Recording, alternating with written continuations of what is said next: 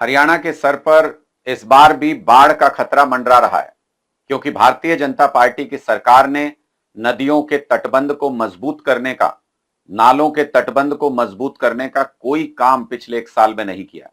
पिछली बार जो बाढ़ आई उससे लाखों किसानों का नुकसान हुआ, लाखों लोगों का जानमाल का नुकसान हुआ, लेकिन उसके बावजूद भी हरियाणा की बीजेपी सरकार ने कोई सबक नहीं लिया।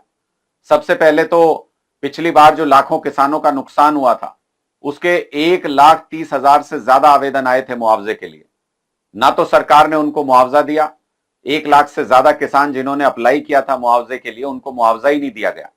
और उसके बाद ना ही पिछली बार की बाढ़ से कोई सबक लेने का काम किसी भी तरीके का भारतीय जनता पार्टी की सरकार ने किया। जगह जगह तटबंध कमजोर हैं, उन पर लीपापोती कर दी जाती है, लेकिन उन तटबंधों को मजबूत करने का काम कहीं भी यमुना किनारे पर नहीं हुआ है।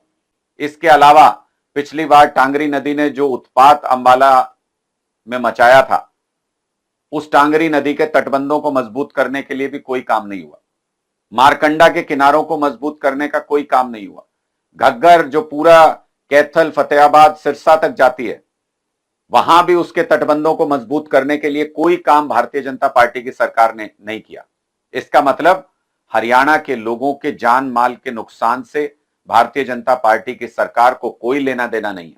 हरियाणा के लोग बाढ़ की चपेट में आए, इससे भारतीय जनता पार्टी को कोई लेना देना नहीं है। भारतीय जनता पार्टी सिर्फ अपनी राजनीति में मशगूल है और बरसात का सीजन शुरू होने से पहले जो तैयारी नदियों के तटबंध को मजबूत करके, नालों के तटबंध को मजबूत करके की जानी चाहिए थी, वो तैयारी कहीं भी नजर नहीं आ रही है। लोग इसका जवाब भारतीय जनता पार्टी की सरकार को देंगे। अगर नायब सिंह जी लोगों की जान की परवाह नहीं करते हैं, अगर नायब सिंह जी लोगों के नुकसान की परवाह नहीं करते हैं, तो लोगों को भी नायब सिंह जी की सत्ता से कोई मतलब नहीं है। इस बार भारतीय जनता पार्टी को सबक सिखाने का काम हरियाणा के लोग करेंगे।